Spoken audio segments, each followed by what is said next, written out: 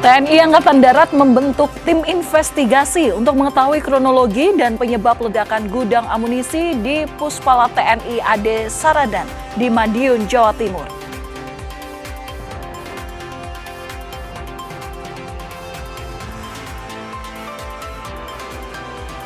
Distribusi BBM di Kota Medan masih terganggu pada Kamis malam. Warga antri di SPBU.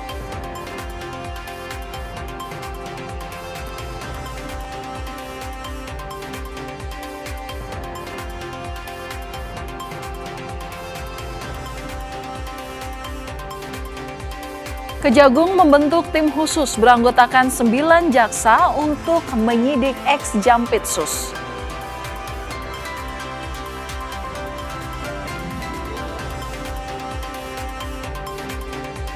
Usai melaju ke final, Argentina akan ditantang Spanyol di partai puncak pesta bola dunia.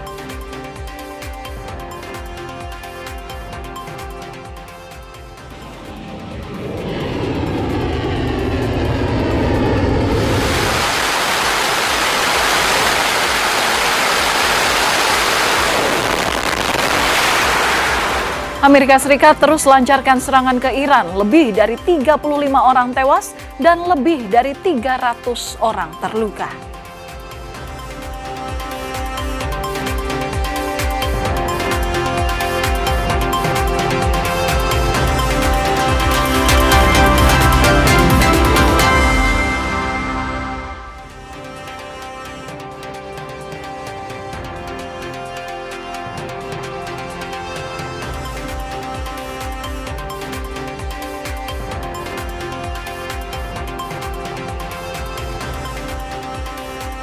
Halo saudara, selamat malam. Apa kabar Anda hari ini? Kompas Malam edisi 16 Juli 2026 kembali hadir untuk Anda bersama saya Valentina Sitorus. Kita langsung saja ke informasi yang pertama, saudara. Keributan terjadi di kantor DPRD Riau. Dua anggota DPRD saling cekcok sehingga massa dari kedua kubu saling baku hantam.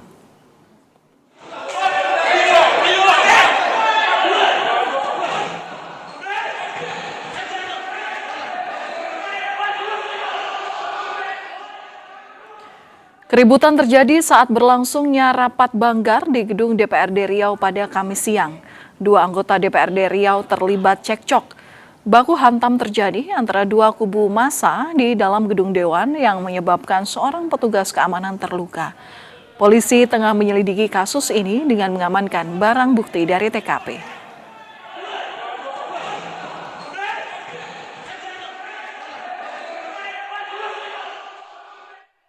Tadi kami mendapat laporan adanya keributan di lokasi. Saat sudah tiba di lokasi, situasi sudah kondusif. Jadi untuk sementara pihak kami, Polda Riau dan Polresta bekerja sama untuk mengumpulkan bukti rekaman maupun CCTV yang Sebuah gudang penyimpanan amunisi milik TNI Angkatan Darat di Madiun, Jawa Timur meledak. Akibatnya 1 prajurit meninggal dan 6 lainnya terluka.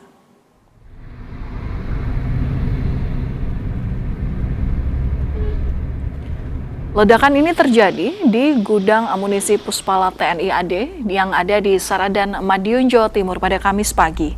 Lokasi ledakan berada di tengah kawasan hutan yang merupakan kawasan terlarang dan terbatas untuk umum. Akibat ledakan tersebut, 1 prajurit meninggal dan 6 lainnya luka-luka.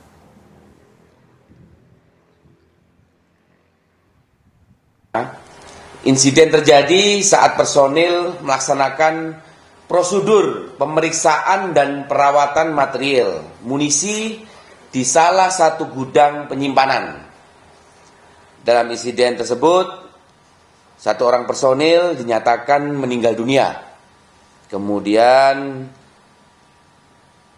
4 orang mengalami luka berat dan 2 orang lainnya mengalami luka ringan. Kepala Dinas Penerangan Angkatan Darat Kadispenat menyebut telah membentuk tim investigasi untuk mengetahui kronologi dan penyebab dari ledakan tersebut. Saat ini tim investigasi telah bergerak ke lokasi untuk memulai proses investigasinya. membentuk tim investigasi untuk melakukan pendalaman dan investigasi secara menyeluruh guna mengetahui secara pasti kronologis maupun penyebab insiden tersebut.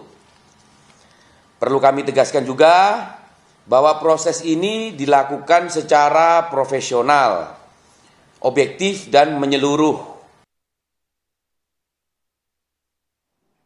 Saudara, 6 orang anggota TNI yang merupakan korban luka dari ledakan gudang amunisi masih dirawat di Rumah Sakit Umum Daerah Caruban, Madiun, Jawa Timur. Penyebab ledakan hingga kini masih diinvestigasi.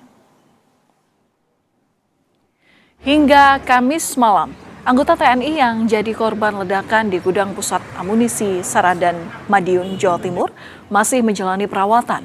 4 orang anggota TNI mengalami luka berat dan 2 orang mengalami luka ringan akibat ledakan tersebut.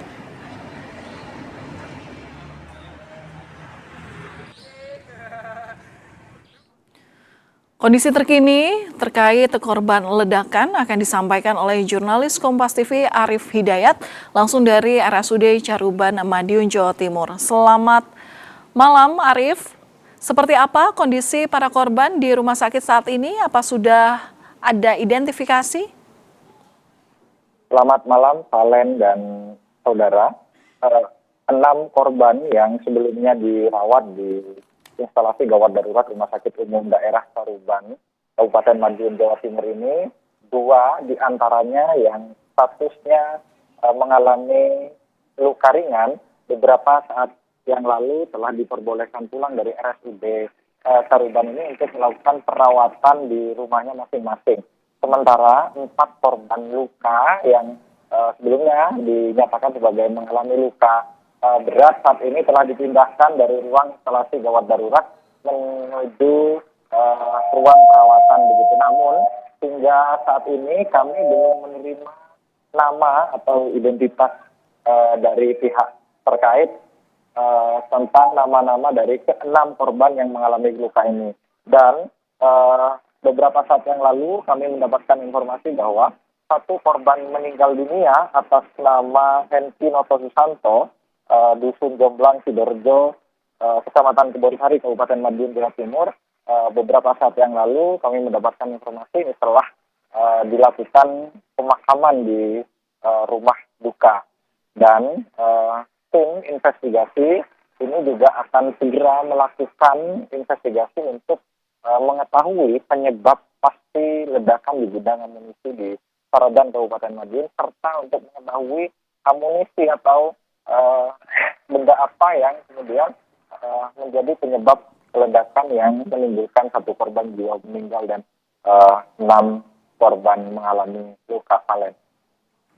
Oke, artinya Arif, berarti tim investigasi sudah tiba di lokasi ya. Untuk tahapan-tahapannya seperti apa ya dalam proses investigasinya? Kami belum mendapatkan keterangan resmi tahapan-tahapan proses identifikasi yang akan dilakukan di lokasi gubusnya atau gudang pusat amunisi di Madiun ini. Akan tetapi pada malam hari ini lokasi atau pintu gerbang yang berada di jalan raya penghubung antara Madiun dan Nganjuk ini masih dijaga ketat oleh pihak kepolisian. Mengingat lokasinya ini berada di kawasan hutan, di tengah hutan begitu, dimungkinkan tim investigasi tidak dapat melakukan investigasi di tempat kejadian perkara pada malam hari ini karena kondisi penerangan yang sangat gelap begitu, Valen. Baik. Proses investigasi akan dilanjutkan esok hari di tengah situasi yang memungkinkan karena letak daripada gudang amunisi ini ada di tengah hutan. Terima kasih atas informasi lengkap Anda, jurnalis Kompas TV Arif Hidayat langsung dari RSUD Caruban, Madiun, Jawa Timur. Kita ke sorotan lain, saudara, distribusi BBM di Sumatera Utara masih terganggu. Warga antri di SPBU. Bahkan antrian masih terjadi hingga keluar area SPBU. Hingga Kamis malam, antrian kendaraan untuk memperoleh BBM masih terjadi di SPBU Jalan Setiabudi, Kota Medan. Namun, antrian ini sudah mulai berkurang dibanding hari-hari sebelumnya. Warga berharap distribusi BBM kembali lancar sehingga aktivitas bisa kembali normal.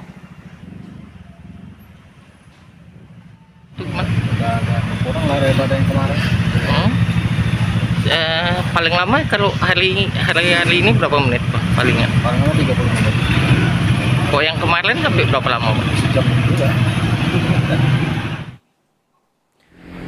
Karena tidak kebagian solar saat mengantri sejak sore hari, supir-supir di kota Manado terpaksa menginap di mobil dan area SPBU. Meski layanan SPBU belum dibuka, namun supir, pengangkut barang dan kendaraan penumpang terpantau telah mengantri di depan SPBU. Supir memilih bertahan di antrian agar bisa mendapatkan solar pada pagi hari.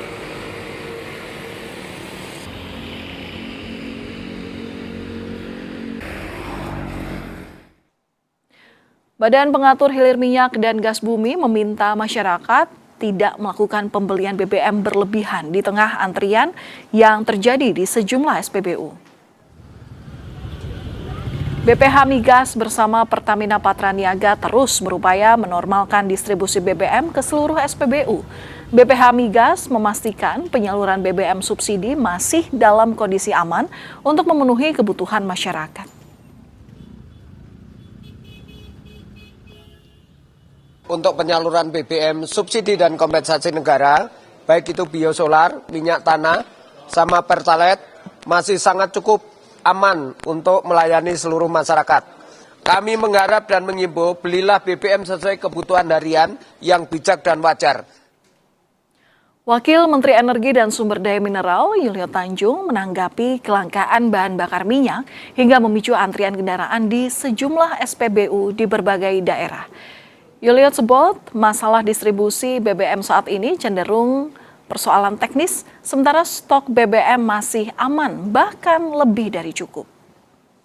Ketersediaan BBM di terminal terpadu, ini pengiriman itu relatif lancar.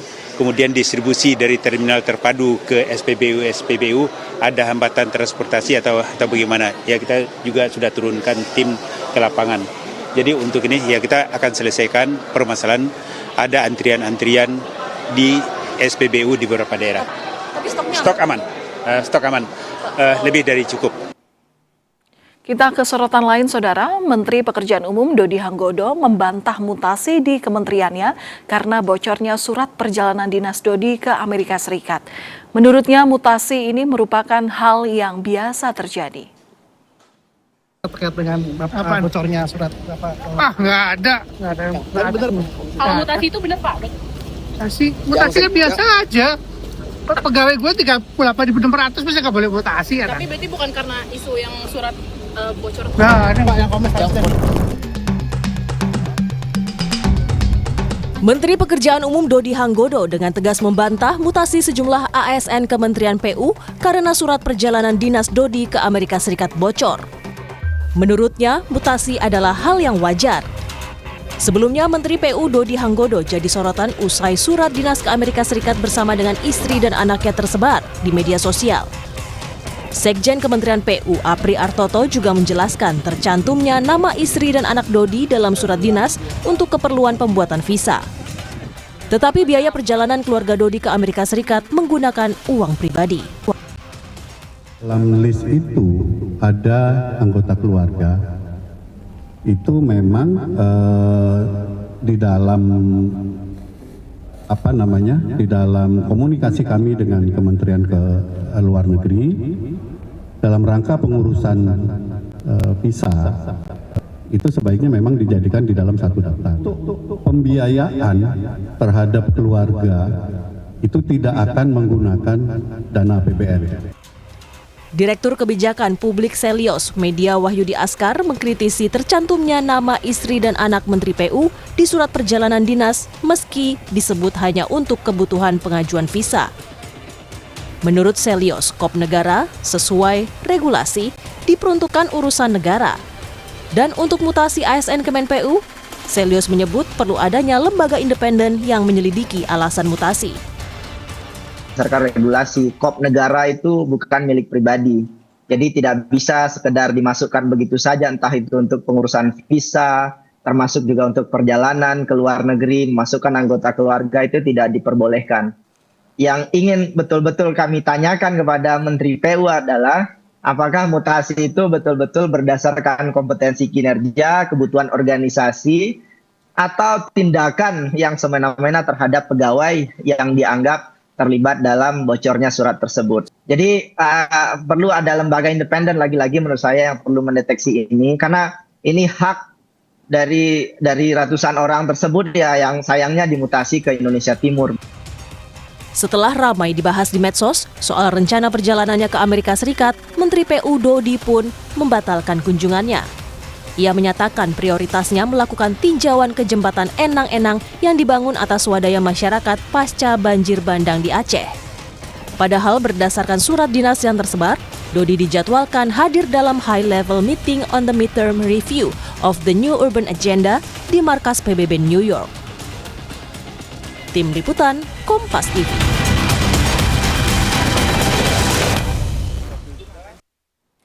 Akan ada informasi menarik untuk Anda usai jeda hanya di Kompas Malam. Saudara, tim Tango Argentina kembali menjejakkan kaki ke final Piala Dunia usai menyingkirkan Inggris 2-1.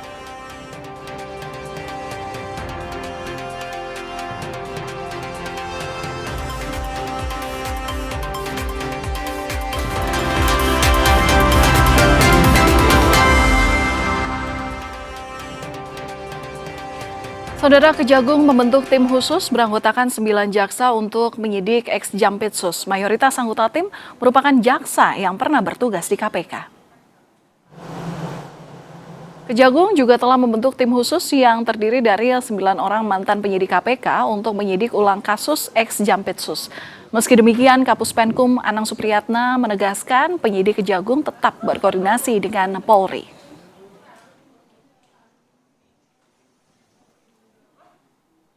Telah dilakukan penyerahan sejumlah barang bukti terkait dengan kasus dugaan tindak pidana korupsi dan TPPU dalam 3 perkara dari penyidik Polri kepada penyidik di Kejaksaan Agung. Tersangka yang sudah ditetapkan oleh polisi gugur dan sekarang masih saksi lagi. Tidak gugur, tapi kan kita sprindik dulu, terbit. Tidak gugur, yang penting kita terima dulu, kita pelajari semua.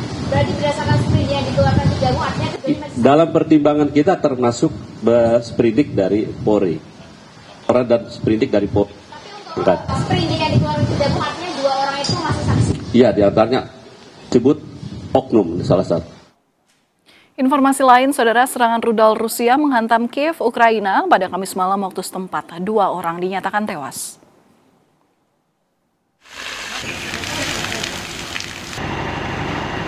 Petugas pemadam kebakaran berjibaku memadamkan bangunan yang terbakar di Kiev usai dihantam serangan rudal Rusia. Serangan mengakibatkan sedikitnya 2 orang tewas dan 5 lainnya terluka, termasuk seorang anak. 2 distrik di Kiev terkena dampak serangan tersebut.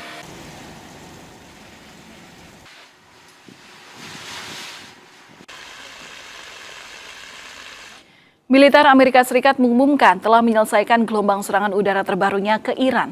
Pejabat Iran mengatakan serangan Amerika Serikat telah menewaskan lebih dari 35 orang dan melukai lebih dari 300 lainnya.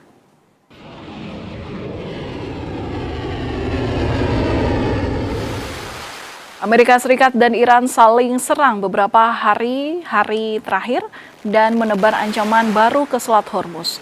Serangan terbaru ini juga menjangkau daerah-daerah di sekitar ibu kota Iran, Tehran untuk pertama kalinya. Iran membalas dengan tembakan rudal dan drone yang menargetkan Bahrain dan Kuwait.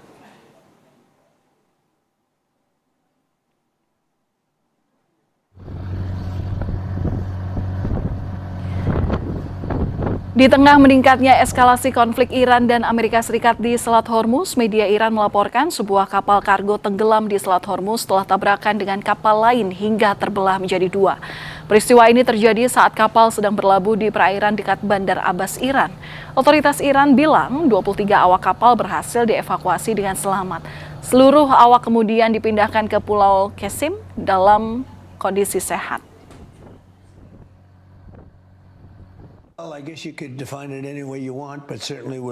Dalam sebuah wawancara dengan Fox News, Presiden Donald Trump mengatakan Amerika Serikat berencana meluncurkan serangan terhadap Iran dalam 2 hari dan serangan akan berlanjut hingga diinstruksikan berhenti oleh Trump. Trump menargetkan pembangkit listrik dan jembatan jika Iran tidak kembali ke meja perundingan. Literally 2 days ago we had a deal and then they broke it at the last moment. They broke, but we're going to hit them very hard tonight. We're going to hit them very hard tomorrow night. We're going to hit them very hard the night after. And then next week it gets really bad for them because next week comes the power plants. Next week comes the bridges.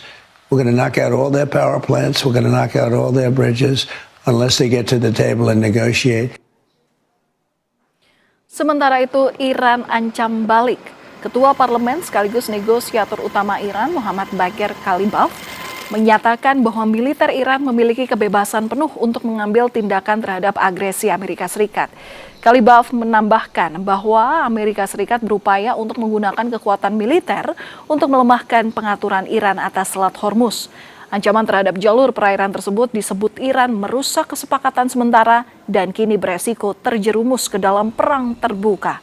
Pernyataan Kalibaf dibacakan oleh presenter televisi Iran. در طول مذاکرات با ایستادگی ترتیبات ایرانی تنگه هرمز را در تفاهمنامه تثبیت کردیم. با آمریکا که به لحاظ حقوقی دستش خالی است می‌خواهد با زور این نظم را در تنگه هرمز کم اثر کند، ولی ما باید بایستیم تا حقوق ملت محقق شود. Saudara, kami akan kembali usai jeda dengan informasi mengenai tempat pembuangan akhir Cipayung, Depok, Jawa Barat terbakar pada Kamis malam.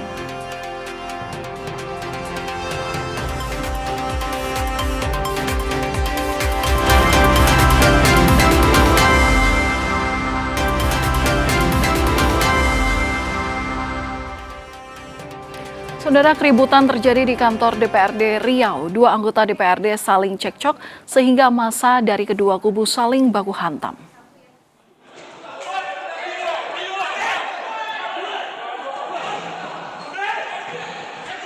Keributan terjadi saat berlangsungnya rapat banggar di gedung DPRD Riau pada Kamis siang. Dua anggota DPRD Riau terlibat cekcok. Baku hantam terjadi antara dua kubu massa di dalam gedung dewan yang menyebabkan seorang petugas keamanan terluka. Polisi tengah menyelidiki kasus ini dengan mengamankan barang bukti dari tempat kejadian perkara.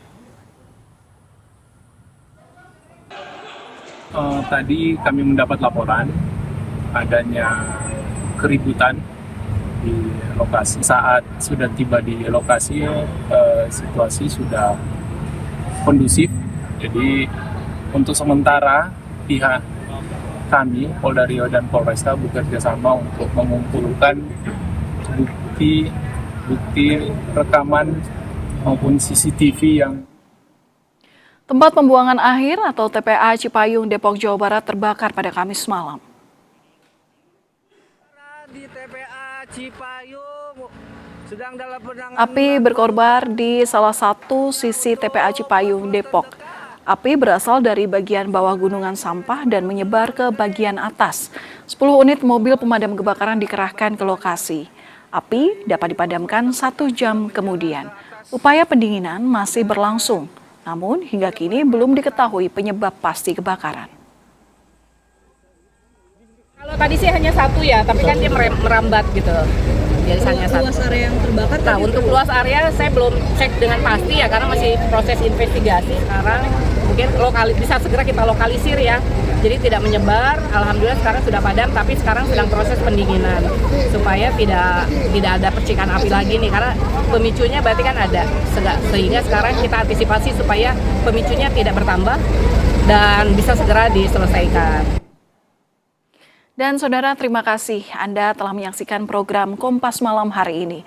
Perbarui terus informasi Anda di Kompas TV dengan 3 botol air mineral 700 ml yang setara dengan 2 liter air untuk 1 hari penuh kesejukan. Saya Valentina Sitorus berterima kasih atas perhatian Anda. Selamat malam dan sampai jumpa.